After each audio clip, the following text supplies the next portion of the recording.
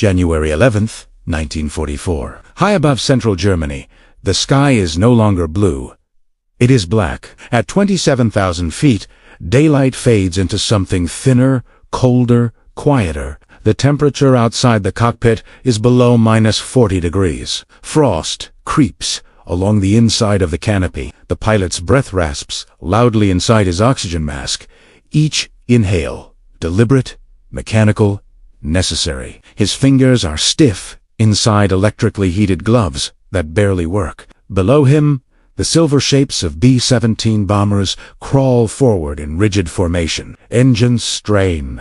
Oil thickens, metal contracts. The aircraft is flying higher than its designers ever intended, not for speed, not for comfort, but for survival. German fighters are somewhere beneath the clouds.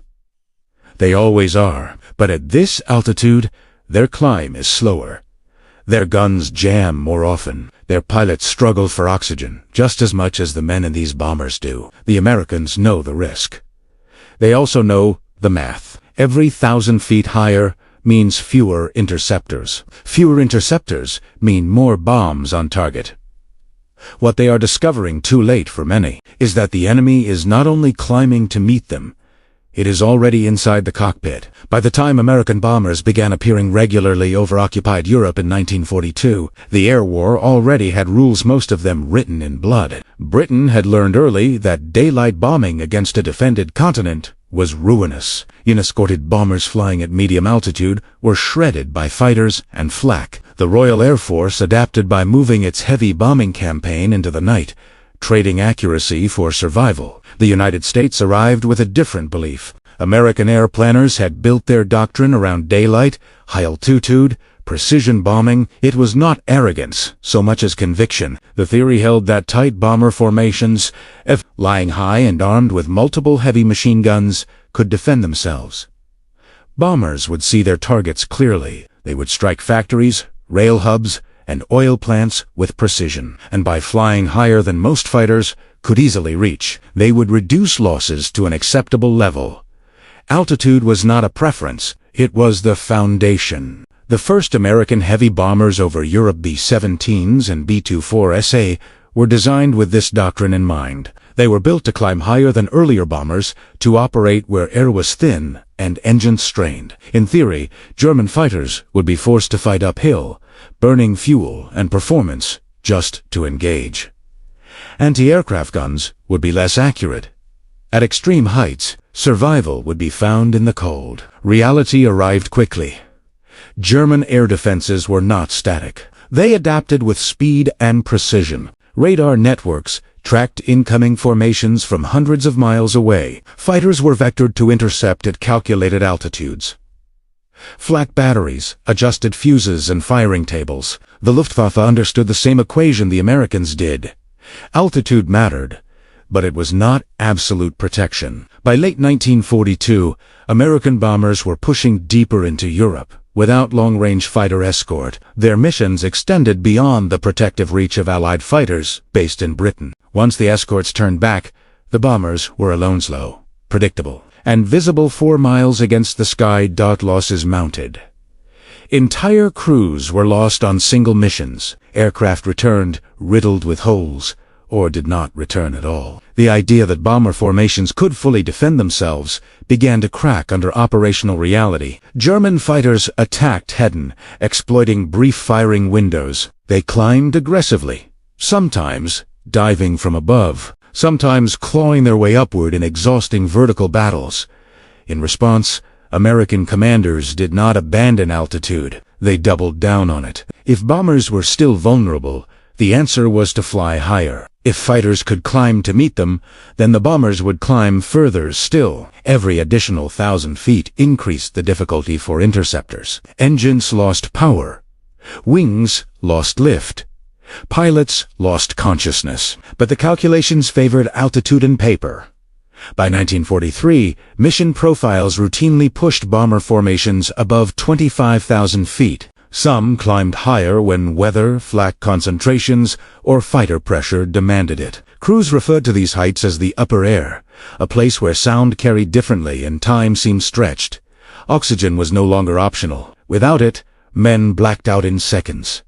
Strategically, the pressure was immense. The American bombing campaign was not just a military effort, it was political. It was meant to demonstrate resolve, capability, and inevitability. Factories had to be hit. Oil production had to be transportation networks had to be broken. Pulling back was not an option. So altitude became both shield and gamble. Commanders knew the risks. They received reports of frostbite suffered without enemy contact, of gunners found unconscious at their stations, of crews landing with dead men aboard who had simply stopped breathing somewhere over the continent. Yet the alternative, flying lower into thicker defenses, seemed worse. The war in the air was becoming a contest not only between machines and tactics, but between human bodies and the environment itself. And as American aircraft climbed higher in search of safety, they were entering a realm where engineering had advanced faster than physiology. That realization would only grow clearer as the machines improved and as the men inside them paid the price. The American solution to the altitude problem was rooted in engineering. If air became thinner with height, then engines would be made to breathe better. If cold crippled machinery, then systems would be designed to endure it. The bomber, in theory, would become a self-contained world capable of surviving where human bodies could not. At the center of this effort was the turbo supercharger. Unlike many German fighters, American heavy bombers were equipped with exhaust-driven turbo superchargers that maintained engine power at extreme altitude. As air density dropped, the turbo forced compressed air back into the engine, preserving horsepower where other aircraft began to struggle. This gave B-17s and B-24s an operational ceiling well above 25,000 feet, a zone where German fighters initially paid a heavy performance penalty. On paper, it was a decisive advantage. But altitude is not just a mechanical problem. It is an environmental one. At 25,000 feet, air pressure is less than half of that at sea level. Without supplemental oxygen, human consciousness fades rapidly. At 30,000 feet, it vanishes in seconds. Cold is equally unforgiving. Exposed skin freezes almost instantly. Metal becomes brittle, lubricants thicken. Even breath carries moisture that can ice over valves and lines. American bombers were not pressurized. Inside a B-17, temperatures often fell to minus 30 or 40 degrees Celsius. Crews wore layers of electrically heated clothing powered by the aircraft's generators. Gloves, boots, vests, and suits were meant to keep men functional for hours in conditions closer to the stratosphere than to Earth's surface. In practice, the systems were fragile. A single severed wire from flak or vibration could leave a man slowly freezing at his station. Oxygen systems were equally vulnerable. Each crew member relied on a continuous flow of oxygen through a mask connected to onboard tanks. Regulators adjusted flow automatically as altitude changed. When everything worked, pilots and gunners could remain alert at heights that would otherwise be lethal. When it failed through leaks, icing, poor maintenance, or battle damage, the result was silent and sudden. Hypoxia did not announce itself dramatically. It crept in. Judgment softened. Vision narrowed. Reaction times slowed. Men felt calm, even euphoric, moments before losing consciousness. Pilots sometimes continued flying, straight and level long after they were no longer fully aware. Gunners slumped forward at their guns without firing a shot. Medical officers began documenting cases of entire crews blacking out at altitude without a single enemy aircraft nearby. Yet operational demands pushed higher still. Weather compounded the problem. Bombing missions required clear visibility over targets, which often meant climbing above cloud layers. Jet streams, poorly understood at the time, buffeted aircraft at altitude, increasing fuel consumption and stressing air. Temperatures dropped further. Oxygen demand increased. Meanwhile, German fighters were adapting new tactics, emphasized high-altitude interception. Improved variants of the Bf-109 and Fw-190 received better superchargers, lighter airframes, and armament optimized for brief, deadly firing passes. Pilots trained specifically for vertical engagements. The Luftwaffe learned how to fight in the same thin air the Americans sought for safety. What had begun as a technological edge became a narrowing margin. American commanders faced a dilemma. The bombers could climb higher, but the men inside them could not endure indefinitely. Aircraft could be modified, physiology could not. Pressurized cabins were still experimental. Heated suits were unreliable. Oxygen systems required constant vigilance in combat conditions, where attention was already stretched thin. Still, missions continued. Each successful raid reinforced the belief that altitude worked. Bombs hit factories. Production dipped. German resources were strained, but behind the statistics were quieter numbers: medical evacuations, frostbite amputations, unexplained aircraft losses, and crews who never knew what had gone wrong. By late 1943, the United States had effectively pushed the strategic air war into a zone where survival depended as much on biology as on tactics. The sky itself had become a weapon that did not distinguish between attacker and defender. And as both sides climbed toward the limits of aircraft performance, the war was approaching a point where altitude alone would no longer decide who lived and who fell. At extreme altitude, the enemy was invisible and indifferent. It was oxygen deprivation. It was cold. It was pressure loss. American aircrews were expected to function for hours in conditions the human body was never meant to endure. At 25,000 feet, even minor oxygen interruptions caused rapid cognitive decline. Pilots reported difficulty with simple tasks: radio calls, formation adjustments, instrument scanning. Gunners lost peripheral vision. Navigators misread charts. In some cases, entire crews completed long stretches of flight with impaired judgment and never realized it. Frostbite was equally relentless. Temperatures inside unpressurized bombers often dropped far below freezing. Heated suits failed without warning. Fingers stiffened until trigger guards became obstacles. Feet went numb, then white, then black. Many airmen suffered permanent damage without ever being wounded by enemy fire. The war demanded endurance. The body answered with limits. Oxygen systems were the single most critical piece of life support equipment aboard American bombers. They were also among the most fragile. Leaks developed in hoses and regulators. Ice formed inside valves. Masks cracked. Battle damage severed lines. A gunner who removed his mask to clear condensation risked losing consciousness in seconds. Some never had time to replace it. Medical officers documented cases where crews landed with multiple unconscious men aboard, revived only when descending through thicker air. Others did not wake at all. The aircraft flew on. The men simply stopped functioning. There was no alarm for hypoxia. No warning lights, only the slow theft of awareness. American aircraft could climb higher than ever before. Engines maintained power. Airframes held together. Bombs fell accurately from heights once considered impossible.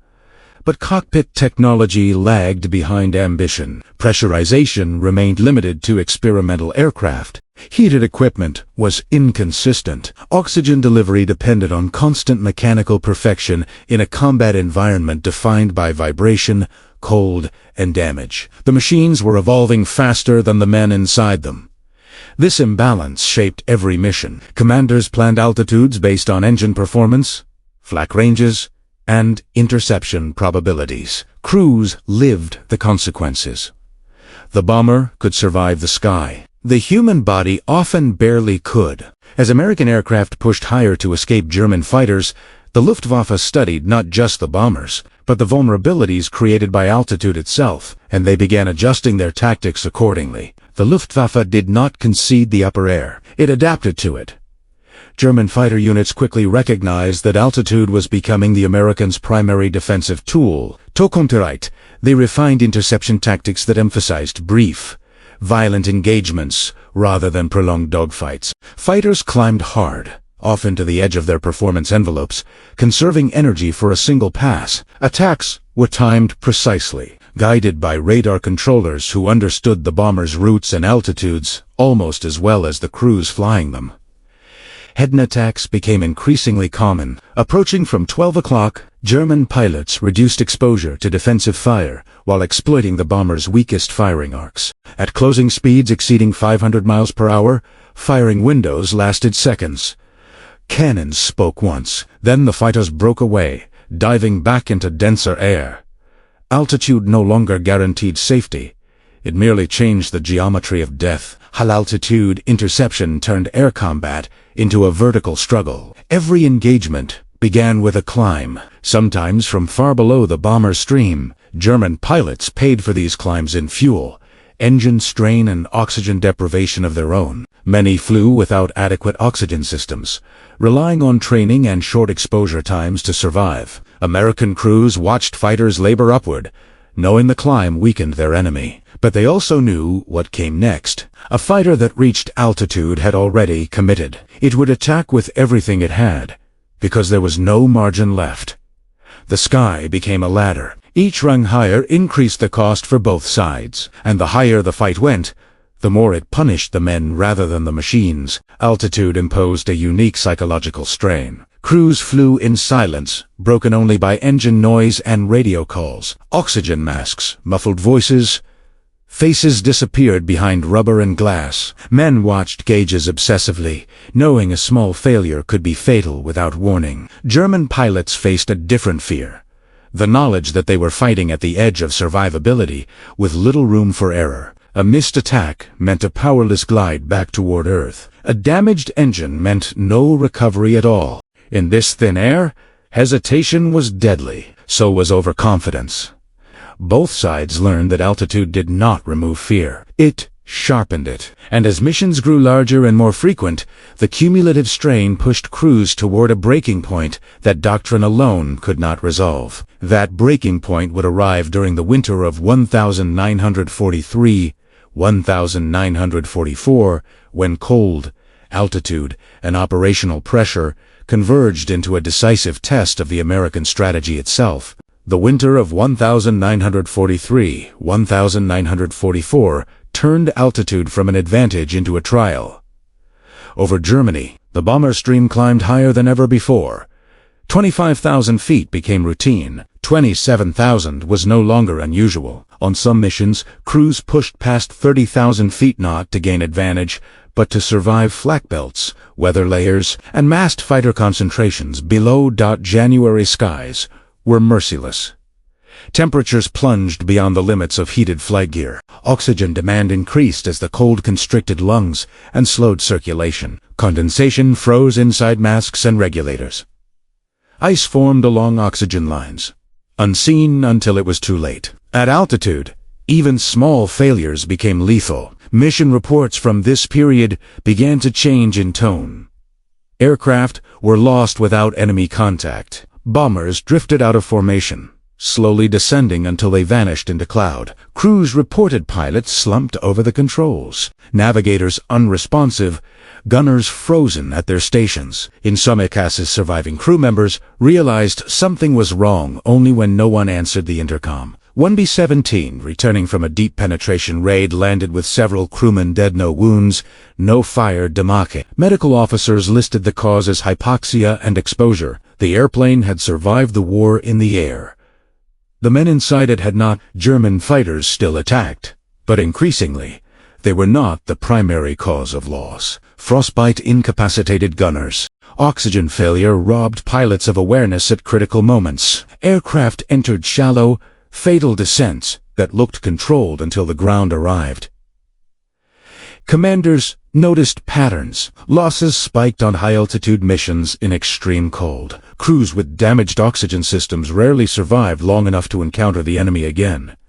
Survival depended on descent, but descent took time, and time was oxygen.